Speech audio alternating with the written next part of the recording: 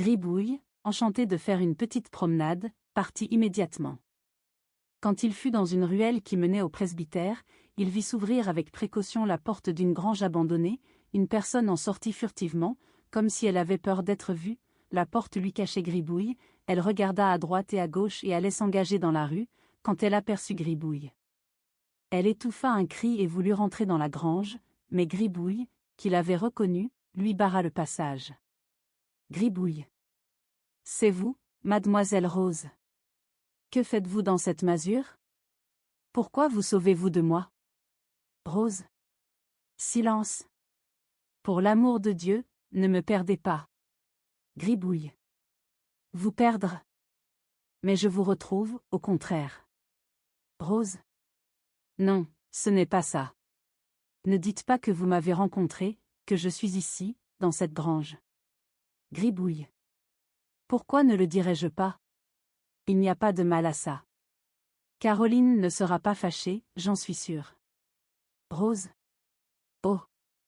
Gribouille.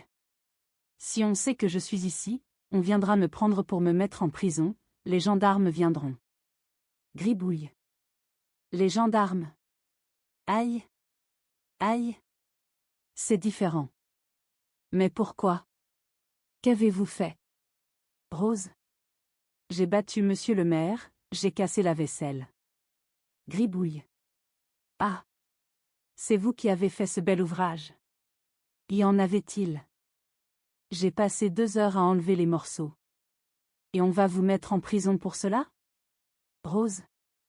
Oui, le maire l'a dit, et je me suis sauvée, je me suis cachée ici, mais j'ai bien faim, et j'allais chez monsieur le curé pour avoir du pain et le prier de demander grâce pour moi à monsieur Delmy. J'ai peur de la prison. Gribouille, avec compassion. Je crois bien. Pauvre mademoiselle Rose. Faut-il que vous ayez été méchante pour qu'on vous mette en prison? Comment faire pour vous sauver?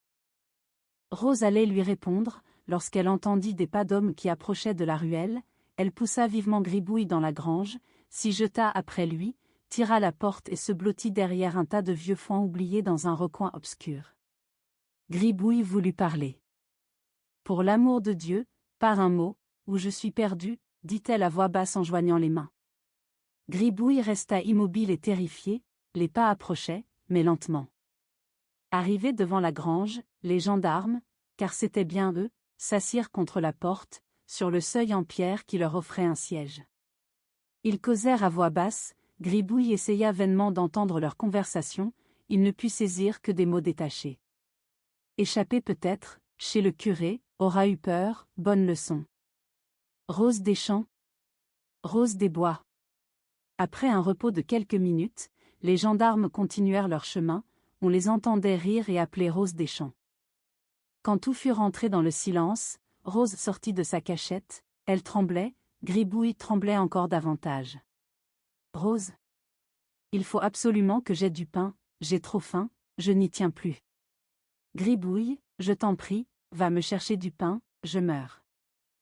Les dents de Gribouille claquaient, ses genoux tremblaient, mais, touché des souffrances de son ancien ennemi, il se dirigea vers la porte, tira le loquet, ouvrit, et se trouva nez à nez avec un gendarme.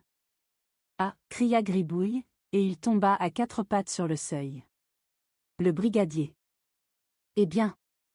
Pourquoi cette terreur? On craint le gendarme, mauvais signe. Lève le nez, mon garçon, que je te reconnaisse. Gribouille ne bougeant pas, le brigadier le releva de force. Le brigadier. Tiens. Gribouille. C'est toi, mon pauvre garçon. Pourquoi as-tu peur de moi aujourd'hui? Nous sommes de vieux amis pourtant. Et que faisais-tu enfermé dans cette grange? Tu n'étais pas seul peut-être? Et le brigadier, laissant Gribouille, voulut pénétrer dans la grange. N'entrez pas! N'entrez pas! Cria Gribouille en lui barrant le passage. De grâce! Brigadier, n'entrez pas! En voyant ses efforts inutiles, il s'écria, ayez pitié d'une pauvre fille à moitié morte de faim. Le brigadier. Une pauvre fille. Morte de faim. De quelle fille? Parles-tu? Où vas-tu chercher que je poursuis quelqu'un? Gribouille. Comment, vous ne cherchez pas Rose, l'ancienne servante de monsieur le maire? Le brigadier. Rose? Est-ce qu'il faut l'arrêter? Sais-tu pourquoi? Ce qu'elle a fait? Gribouille. Je ne sais rien, moi, je croyais que vous étiez avec ces messieurs les gendarmes qui se sont assis sur le seuil de la porte, ils parlaient d'arrêter Rose et ils sont allés chercher monsieur le curé. Le brigadier. Non, j'ai été absent pour le service, en rentrant je passais pour faire ma tournée, quand je me suis trouvé nez à nez avec toi, mais, d'après ce que tu dis, je vois que mes camarades ont ordre d'arrêter Rose, qu'elle est cachée par ici dans la grange, et que tu veux m'empêcher de la prendre. Mais le devoir avant tout. En disant ces mots, le brigadier entra dans la grange et commença ses recherches. Pendant qu'il fouillait parmi des tonneaux vides, Gribouille courut s'adosser au tas de foin derrière lequel s'était blottie Rose. Le gendarme, ne trouvant rien du côté où il avait commencé ses recherches, se retourna, et, voyant l'air inquiet de Gribouille, il s'avança vers lui. « Elle est ici, voyons, ôte-toi de là, que je prenne mon gibier. » Gribouille refusant de se déplacer, le gendarme la prit par le bras, le fit tourner comme une toupie, et, déplaçant les bottes de foin, il fut très surpris de ne voir personne. Le brigadier. C'est singulier, j'aurais juré qu'elle était ici. Gribouille, battant des mains. Elle est partie. Elle est sauvée. Tant mieux. Mais par où est-elle passée? Le brigadier. Elle était donc réellement ici, cachée derrière ce foin? Gribouille. Mais oui, elle y était. Par où a-t-elle pu se sauver, puisque nous étions à la porte? Le brigadier. Ah ça? Mais tu es donc son complice, puisque tu aidais à la cacher? Gribouille.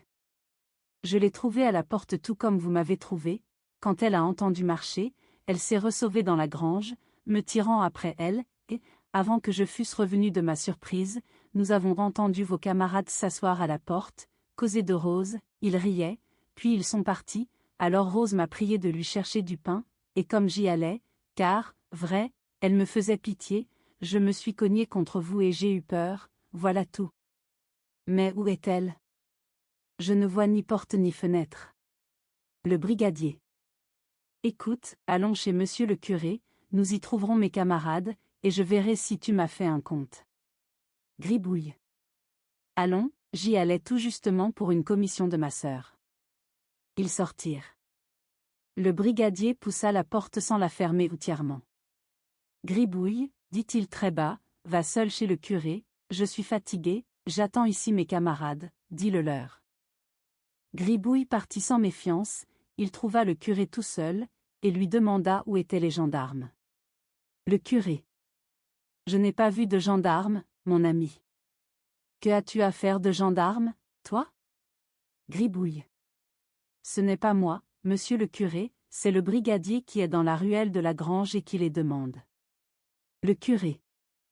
Ils ne sont toujours pas chez moi. Et c'est pour cela que tu venais? Gribouille. Non, monsieur le curé, ça c'est par occasion, une commission en passant. C'est Caroline qui m'envoie pour vous raconter ce qui est arrivé. Gribouille fit au curé le récit des derniers événements. Le curé approuva tout ce qu'avait fait Caroline, et dit à Gribouille qu'il était très content de les savoir chez monsieur Delmy. Et chez madame, dit Gribouille en souriant avec malice. Le curé, hésitant. Et, chez madame aussi. Pourquoi fais-tu une différence entre monsieur et madame? Gribouille, se grattant la tête. Parce que, c'est que... Tenez, monsieur le curé, je ne sais pas m'expliquer, mais, ce n'est pas la même chose. Madame Delmy, voyez-vous, je crois qu'il faudrait la flatter, lui faire des chatteries, et cela ne me va pas. Elle a des robes, des robes. Si vous voyez ces robes, vous verriez bien que ce n'est pas comme monsieur. Le curé riant. Je crois bien. Est-ce que les hommes ont des robes? C'est toujours la même chose, une redingote et un habit. Gribouille. Je sais bien. Ce n'est pas ça, c'est quelque chose, comment dire?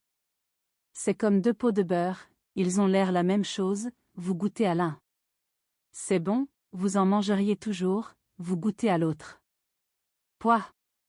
C'est du rance, vous n'y retournez pas. Le curé riait de plus en plus, Gribouille ne riait pas, il hochait la tête. Caroline n'aime pas le rance, dit-il enfin d'un air pensif, elle en mangera pourtant. Et moi aussi, ajouta-t-il avec un soupir. Le curé. Voyons, Gribouille, ne te fais pas de peur sans raison, Madame Delmy est un peu difficile, mais ce n'est pas une méchante femme, Caroline est douce et raisonnable, tout ira bien. Adieu, mon ami, adieu.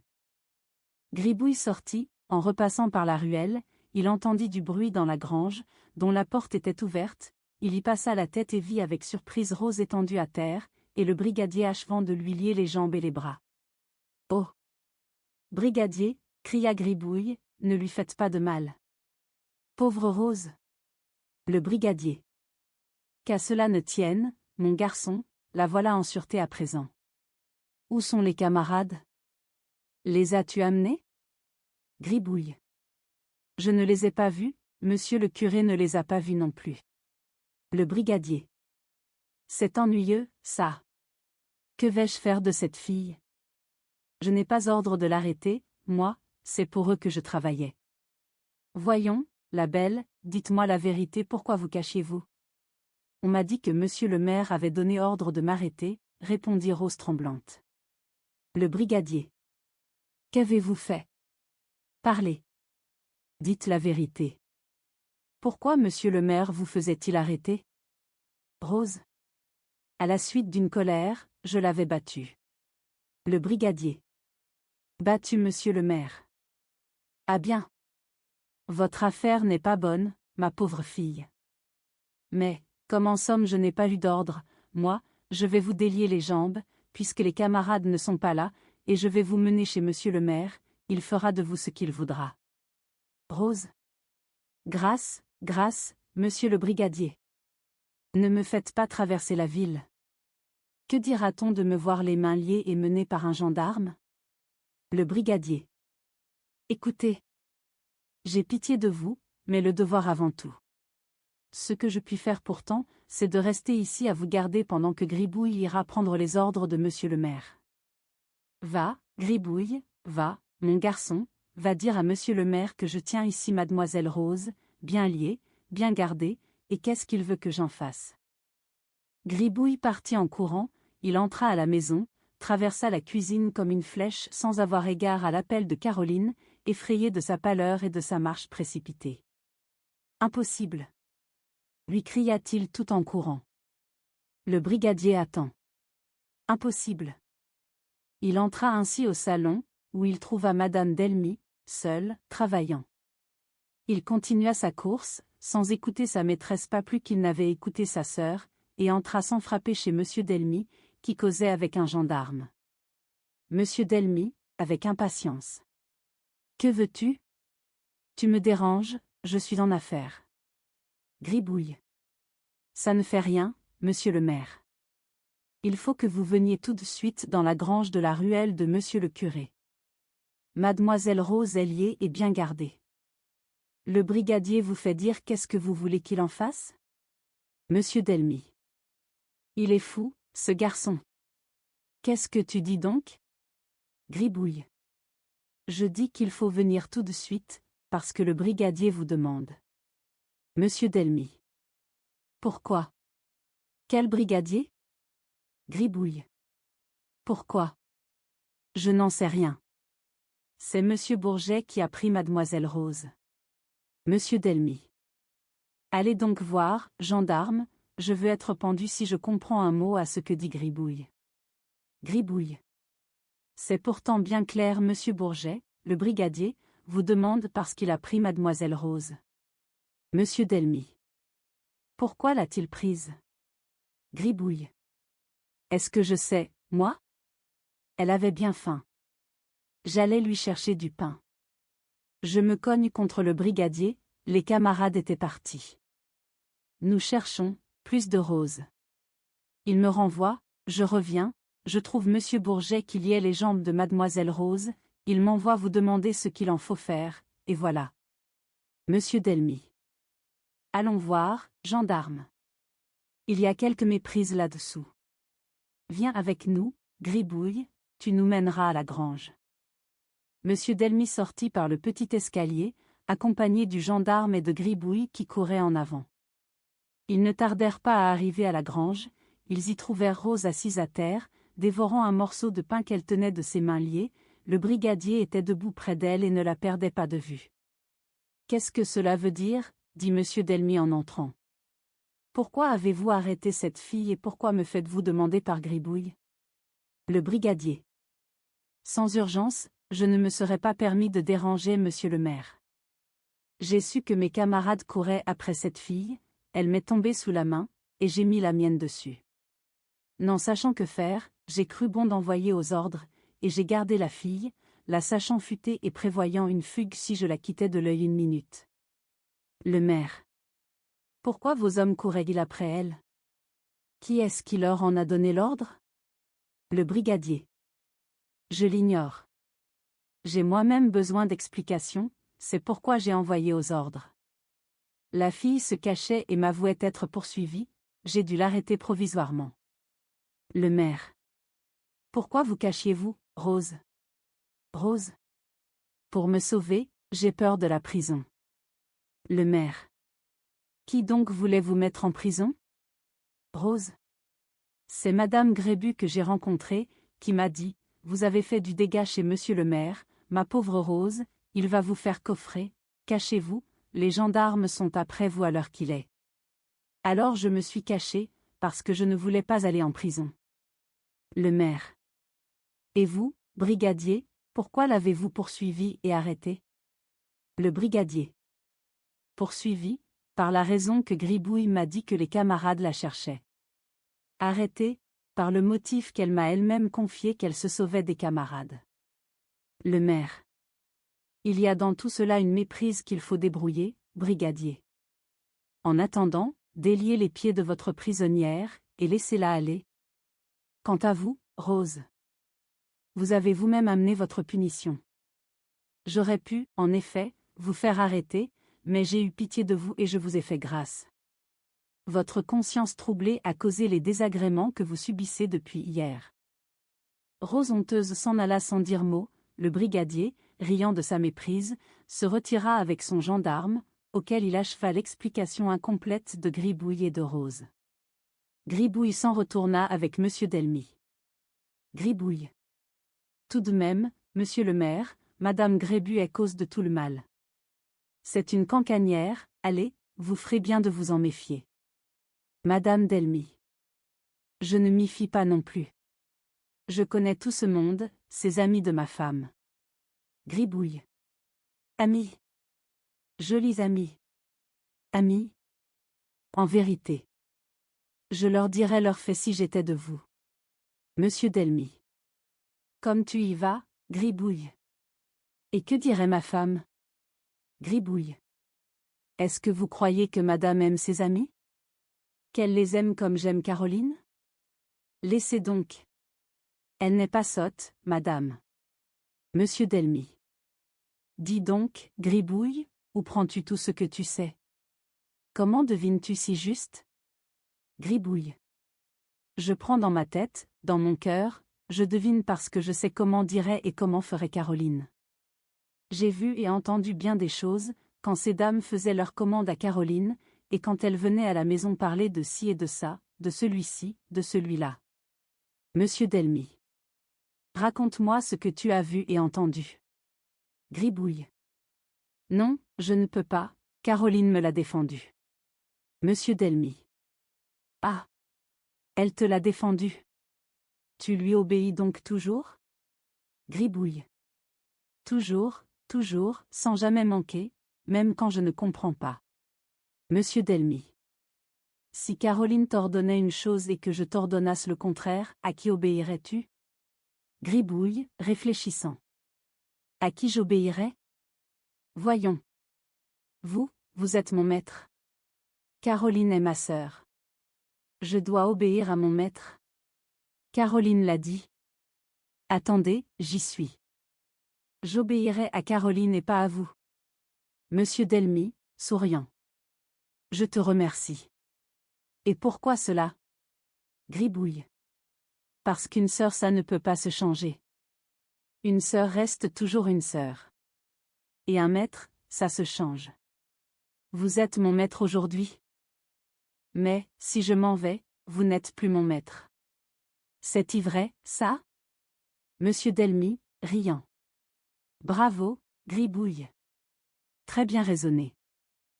Ils arrivaient à la maison riant tous deux, Monsieur Delmy des raisonnements de Gribouille, et celui-ci de voir rire son maître. Le dîner était prêt à servir, Caroline attendait Gribouille pour monter les plats. Elle voulut le gronder d'avoir été en retard pour mettre le couvert, mais Gribouille lui promit de lui démontrer, après le dîner, qu'il n'était pas en faute, elle remit donc à plus tard les reproches qu'elle voulait lui adresser. Le dîner fut trouvé excellent. Gribouille le servit à merveille, il était triomphant des éloges que lui adressait Monsieur Delmy, lorsque, en retirant un compotier de framboises, il accrocha la coiffure de Madame Delmy, renversa le compotier et répandit les framboises sur la tête et sur la robe de sa maîtresse. Maladroit! S'écria-t-elle en se levant de table, ma coiffure dérangée. Ma robe tachée. C'est insupportable. Gribouille regardait avec calme. Ce n'est rien, dit-il, Caroline refera la coiffure, quant à la robe, il n'y a pas grand mal, car elle n'est pas jolie. Ah! C'est que c'est vrai? Continua-t-il, voyant Madame Delmy prête à riposter avec colère, pas jolie du tout. Elle ne vous va pas bien. Vous semblez beaucoup plus jeune et plus blanche avec votre robe du matin qu'avec celle-ci.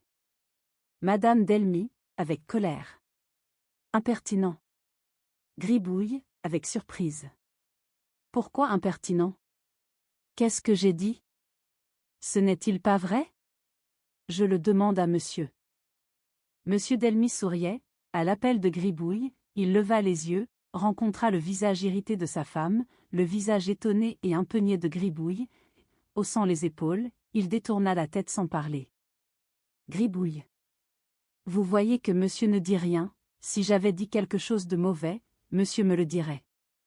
Est-ce ma faute, à moi, si vous faites des coiffures drôles, si grosses qu'elles accrochent mes plats? Demandez à Caroline si j'accroche ses cheveux. Jamais, parce qu'elle est coiffée simplement. Madame Delmy. Ce garçon est insupportable, en vérité, c'est à ne pas le garder. Monsieur Delmy allait répondre, mais Caroline entra, demandant ce qui était arrivé. Monsieur Delmy. Rien de bon, Gribouille a accroché les cheveux de ma femme et lui a renversé le compotier de framboises sur la tête. Et monsieur lui en veut sans doute, s'écria Caroline avec effroi. Que je suis donc désolée. La jolie robe de madame tachée partout. Ses beaux cheveux pleins de jus de framboise. Si madame veut permettre, je vais lui refaire une autre coiffure et nettoyer sa robe, en lavant tout de suite, les taches s'enlèveront facilement. Madame Delmy, apaisée par la compassion de Caroline et par l'éloge qu'elle avait fait de ses cheveux, sortit de la salle, suivie de Caroline, qui jeta à Gribouille un regard de reproche triste et doux. Gribouille, qui jusque-là était resté impassible, devinant le mécontentement de sa sœur, se mit à parcourir la salle à grands pas, se tapant la tête et disant: « J'ai fait une sottise. Je l'ai vu à l'air de Caroline. Si monsieur veut bien lui dire de ne pas être fâché contre moi. Je ne l'ai pas fait exprès, moi. Tout le monde peut accrocher une porcelaine en passant. Une tête comme celle de madame. Est-ce que je pensais, moi, qu'on lui avait soufflé les cheveux, qu'elle avait la tête comme un boisseau? Ce n'est pas juste de s'en prendre à moi. N'est-ce pas, monsieur, qu'il n'y a pas de justice? Monsieur Delmy.